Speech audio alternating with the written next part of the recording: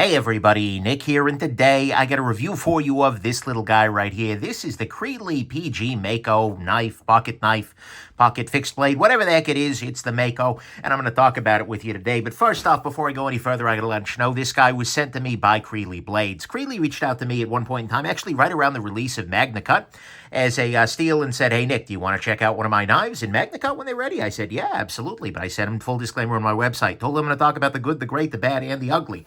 Might be a gem, it might be junk. He did still send it along. Nonetheless, we have to assume this is the very best quality controlled one of these guys have, and I'm doing my best not to let that affect the nature or the quality of my review. Next thing, let's do some size comparison. What we're going to see is that this is actually reasonably sized. This is a relatively small knife. Here it is next to the Spyderco Delica, which is actually longer than the knife.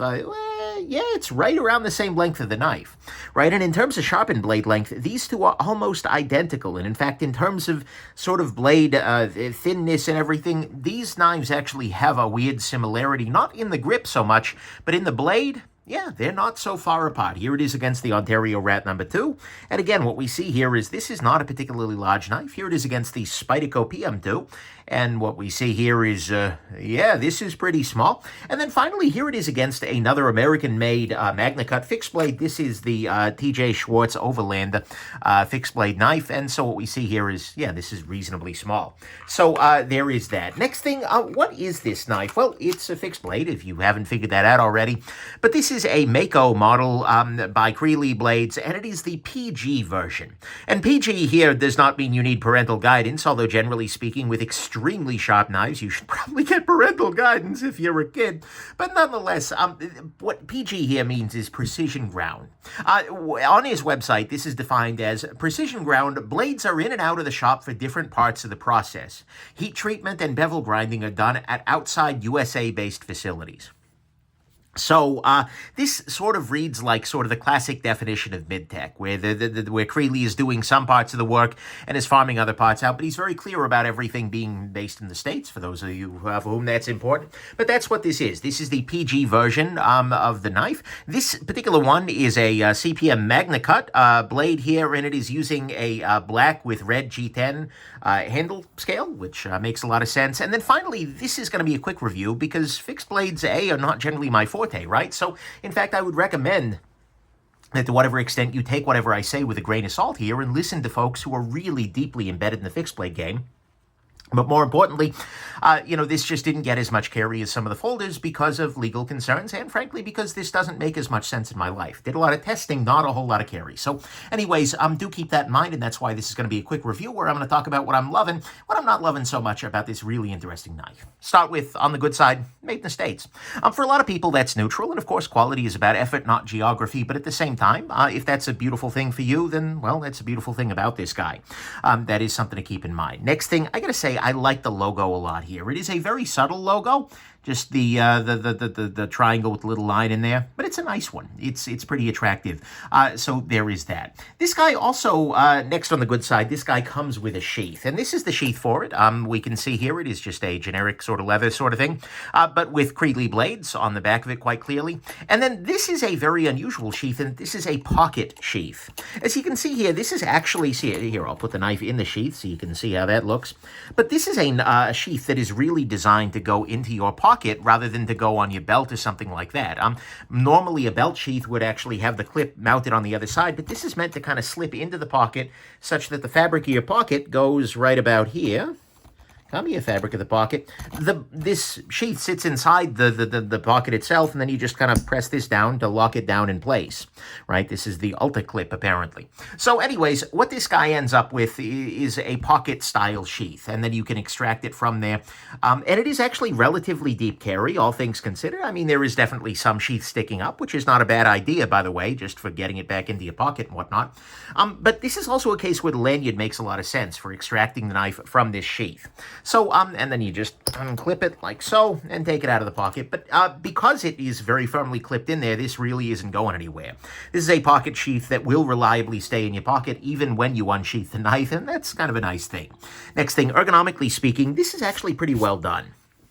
We have a couple of very nice grips on this guy. It's got enough palm swell here that it feels like it goes well in the hand, but it's got enough height and enough kind of verticality here that it doesn't want to rotate in the hand, which I appreciate very much. It's good to go in a sort of classical saber grip. It's good to go in a hammer grip. You can also get in there with a pinch grip because this area here has been slanted down.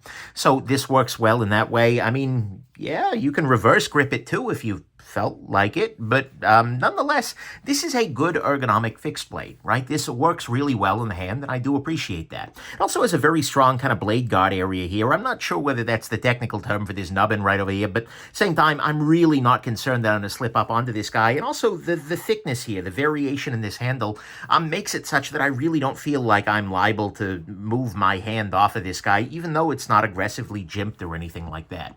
So ergonomically speaking, this is a win. This is a very nice knife in the hand.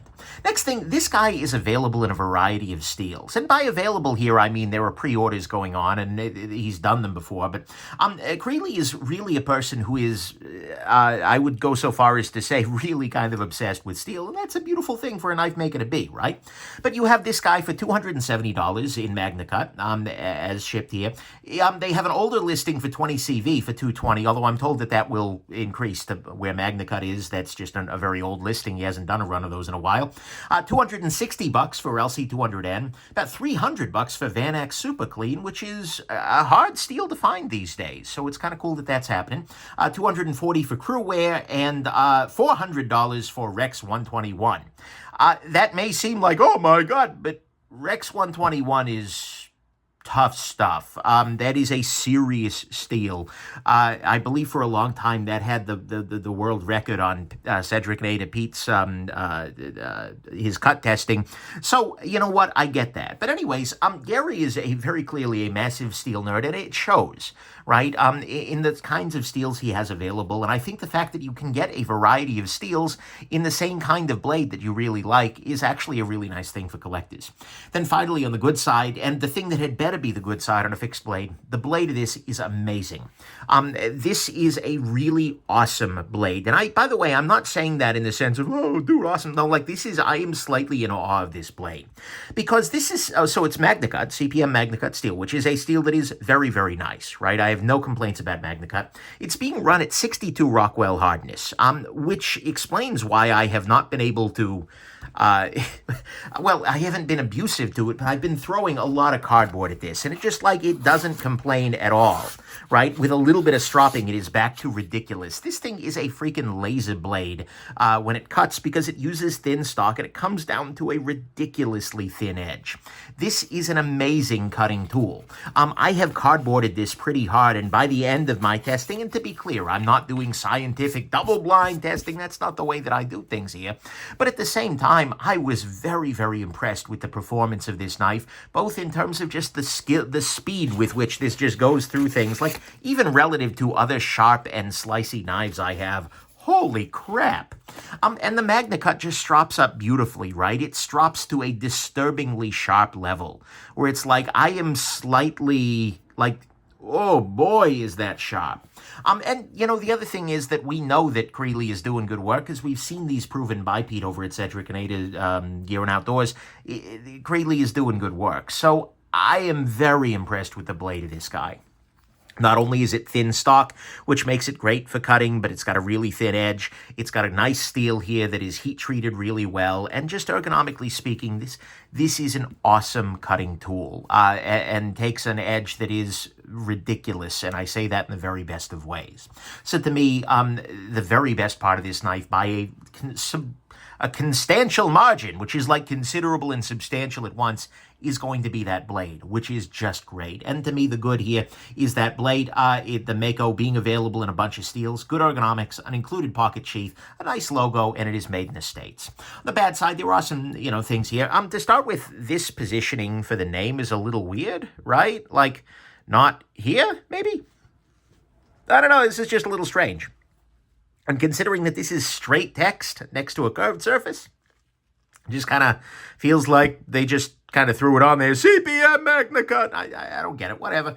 It's fine, not a big deal. Next thing, the nubbin on this guy does preclude some uses because this is going to prevent you from getting too close, particularly with your hands on there. But you're not going to be able to use the full length of this cutting down onto a cutting board or something like that. Not the end of the world, but it's a thing to consider. Next thing, there are long delays from purchase to sale, at least according to the website. Right now on the Magnacut version website, he's saying 6 months from the time of the order placed to delivery. That is a very serious commitment, and especially when you're looking at $270 and it's a non-refundable order, that's a good bit. So this is not going to be one of those knives that you can just run down to the store, so to speak, or make an order and get it, tomorrow, right? And that could be a problem for some. So there's that. Next thing, it is pretty pricey, right? There were a lot of good fixed blades coming in at or below this range, right? So this is a USA-made blade. It's very, very nice. There's a lot of joy there, but there are lots of other ones out there too. Like the Monterey Bay Knives Field Trekker is a great little fixed blade in 3V, and it is cheaper than any of the Mako varieties at $190, but it is also being made in China, so that's a thing. But that's another option for a good fixed blade here. The Schwartz Overland that I already showed you earlier in Magnacut is another great American-made knife, but it's $295. It's bigger, certainly, but it is also thicker behind the edge. So although it's got a very nice heat treat on it, this guy is going to win at a cutting contest. So there is that. And I totally get on the higher end, like for instance, Vanax is really hard to buy these days. And Rex 21, the belt cost of that is wild, I can imagine, just to get that ground right. So I get it, but it's pricey. There's no way around that. And so you can get a lot of fixed blade for this price, right? If you're just looking for a fixed blade pocket knife, this may not necessarily be the one I send you to if you're not like a steel enthusiast, but it is a really nice one. And it's, so that's something to keep in mind. Next thing on the bad side, this guy has no sharpening choil at all. You can see here that we go straight from, well, nothing to the edge here. And what that's going to mean is that over time you may develop a little bit of a smile there, and it's not the end of the world, but that is something that I tend to prefer in a pocket knife. Having a little tiny bit of choil can be a very nice thing. Next thing, this is relatively small. So if I go ahead and I put this guy, if I kind of measure the blade, we're coming in right under 3 inches, and the actual usable cutting length is going to be closer to 2.5. Right? This is not a particularly large knife, right? We are coming in here with about the same effective edge as a Spyderco Delica, but for a knife that is substantially thicker, and particularly once you add in the sheath here, in terms of pocket space, this is massive compared to the Delica, which would fold down to about here, right? So you are definitely paying a price in terms of space to get the ergonomics here and to get, this particular blade. So that is very much a pocket fixed blade rather than being a, serious, oh my God, one tool survival knife, that kind of thing. I mean, I'm sure it'd help you survive, but it's not necessarily the same thing. Next thing, the sheath on this guy is very much a pocket sheath. Now, I say that without, disdain, right? It's a pocket-sized fixed blade, but this is a sheath that doesn't make all that much sense outside of the pocket, right? This is not something that you can really, if you put it on your belt, you end up having to draw it kind of reversed, which I guess, and this clip here is really not well designed for belts, right? It can do thicker materials, but it becomes a pain and you have to take the belt off to put it on.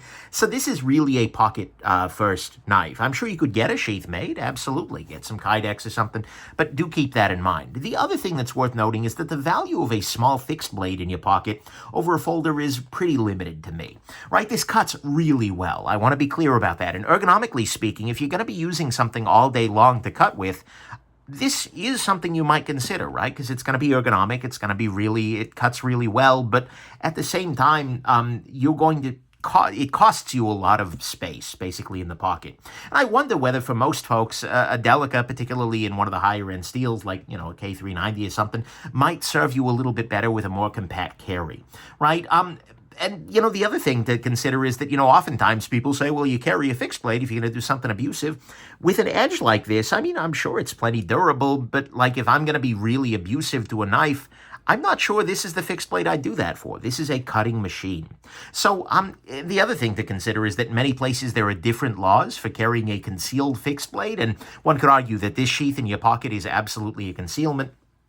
So do check your local laws. But nonetheless, I just worry that for a lot of folks, a pocket-sized fixed blade may not be the best solution relative to a folding knife. That varies there. On the only thing that I consider a substantial flaw here is actually with this sheath here. Sheath is great in many ways and it works, but if we look inside of there, which I hope we're going to be able to do, yeah, if we go all the way down into the bottom there, what you're going to see is this is just leather throughout. And this knife is ridiculously sharp. It shipped to me from the factory frighteningly sharp, and I've been able to strop it back there. But the thing is, if you go a little too far, if you press a little too hard, it is not hard to end up going through this leather. And right here, actually, you can see, hopefully, you can see a little kind of cutout in the sheath. And that's because the first time I was sheathing this guy, I pushed it a little bit too hard and the tip of this blade just went right through. So this is a place where I would kind of like to see a Kydex lining or something like that on the inside of the sheath there. You have to be a little bit careful because this, it doesn't snap into place, right? Like on a Kydex sheath here, now you know it's in. Here the retention is friction-based, and it's not necessarily clear where you should stop, right? I just have been teaching myself, okay, stop about where the screw gets to the sheath there, and I'm good to go. It has enough retention. There's no problem there.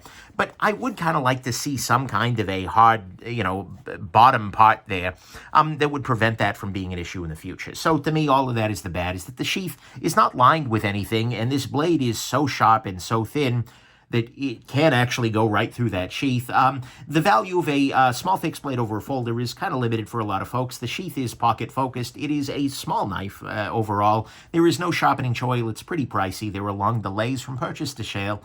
The nubbin does preclude some uses down there, and the lasering is a little weird for the steel name.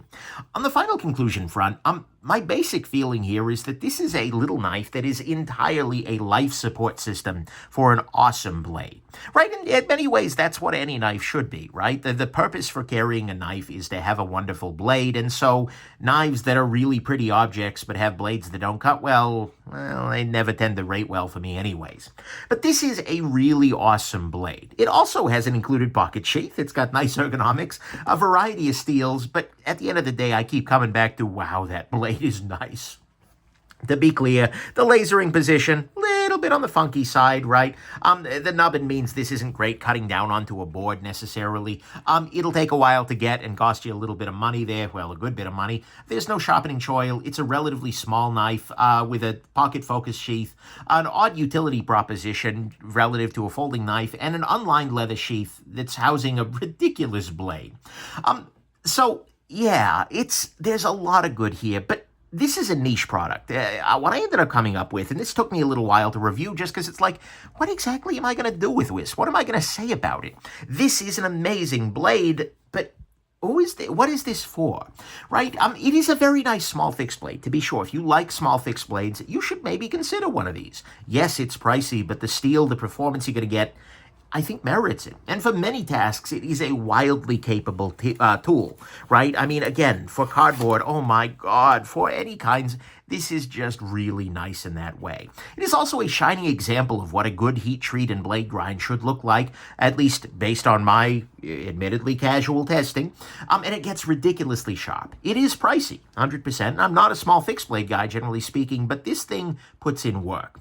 But I think ultimately, thinking about this in terms of like, oh, well, I need a fixed blade knife. What should I get?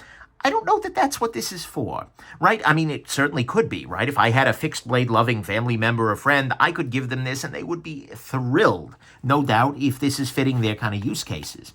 But I think this is more interesting, not necessarily as a purely pragmatic tool, but as a vehicle for exploring steels, right? As I said, Gary is a person who seems dedicated to doing a bunch of steels really well. If you look at his website, you look at the listing, as a knife person, you look at that and you're like, oh, wow. Okay, this person is going for it, right? Because all of those steels on there are interesting steels. They are super steels. They are very exotic steels in many cases that you just can't find off the shelf. I am not aware, and I'm sure somebody can let me know down in the comments, but I'm just not aware of Rex 121 being used outside of this in any kind of a production way. right? And I can see people who, I could very easily see a world in which a person loves the idea of a pocket fixed blade. They do a lot of cutting. They don't mind that. It feels like a great thing. And then they could become a collector of Creely Makos, right? You could be a person who carries one of these guys every single day. Just you leave the sheath clipped in the pants, and every single day you choose the one you want to do, and you can swap among the steels for, business and pleasure, so to speak. If you know you're going to be fighting an army of cardboard soldiers, then you grab the Rex 121 version. If you're visiting your local Swamp Witch, then you want to go Van Axe for the stainlessness, or LC200N. And Magnacut is a really good all-arounder kind of thing. Right? In a lot of ways, I think what this is going to be best for is being a test platform for people who want to experiment with the highest end of steels. It's kind of like, the Spyderco Mule team has this idea of making the same knife over and over again in different steels. This is that kind of idea, but way higher end. Right, and it comes with scales, just saying. So, anyways, to me, that is the biggest value of this. This is a platform that can host a bunch of different steels, and Creely Blades seems really committed to doing them all well. And so I really hope that this continues to be a thing, and that Gary continues to push the edge as new steels come out, right? As something else comes out that's new and interesting, I really hope that we see the possibility of seeing Makos in those kinds of steels, because this is a really nice test platform for it. So to me, that I think is where this is most useful, is as that vehicle for exploring tools in a really nice platform. So ultimately, this is a really good tool, but I think in a lot of ways it's more interesting as an exploration of knife making and material science more broadly. One of those products I think that any knife user probably could appreciate, but which hardcore enthusiasts are more likely to love. And so that's a really cool idea, and I'm glad it's out there. So I respect the heck out of Creely Knives for doing this. This is one heck of a knife. I don't think it's going to be for everybody, but I bet there are going to be some people out there for whom this is absolutely exactly what they're interested in, and we'll probably end up with a couple of them. So anyways, there you go. I hope this review Mako a difference for you in I hope this is going to Mako a difference. There you go. That's how the language works. And that you have yourselves just an absolutely wonderful rest of your day. Feel free to leave a downvote below. Those were bad, even by my standards. Okay. Anyways, have a good one, everybody. Bye now.